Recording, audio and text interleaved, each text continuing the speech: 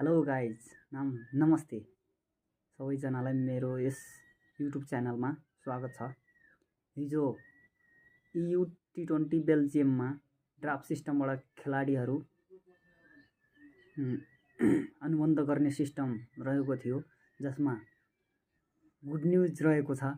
नेपाली 8वटा खेलाडीहरू सिलेक्ट भएका छन्, जसमा प्री साइन पहिले नै सन्दीप लामिछाने सेलेक्ट भइसकेका थिए अनि त्यसपछि दिपेन्द्र सिंह ऐरीलाई पनि पहिले नै सिलेक्ट गरिसकेका थिए।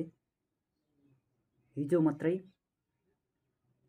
रोहित पौडेल, आसिफ शेख, ललित राजवंशी, अलराउन्डर ईशान पाण्डे, अनिल सिंह, कुलसन झा पनि रहेका छन्। एकदमै खुसी लाग्यो। हाम्रो चाहिँ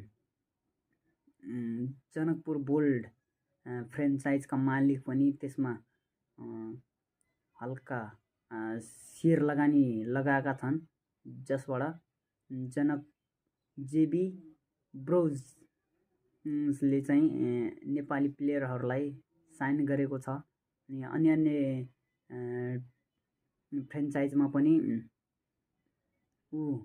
सिलेक्ट भएका छन्। एकदमै खुसी लाग्यो। अब चाहिँ हाम्रा नेपाली प्लेयरले त्यहाँ पनि राम्रो देखाउनुपर्छ, प्रदर्शन गर्नुपर्छ हैन। त्यसपछि अन्य लिगमा पनि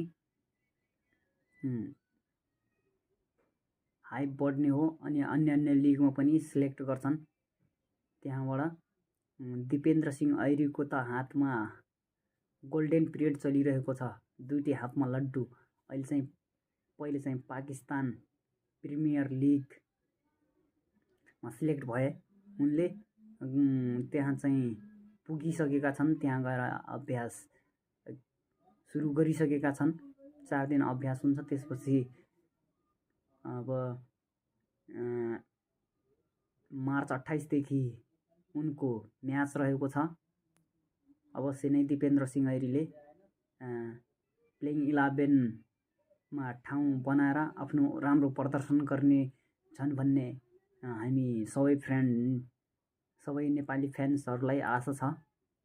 हामी अवश्य नै हेर्नेछौँ पाकिस्तान सुपर लिग, किनकि हाम्रो अलराउन्डर टाइगर चाहिँ त्यहाँ इस्लामाबाद युनाइटेडमा बाट खेलिरहेका छन्। त्यस्तै PM कप एकदम रोमाञ्चक चलिरहेको छ। ईशान पाण्डे अस्ति नै 100 लगाएका थिए अनि आसिफ शेखले पनि 100 लगाएका थिए।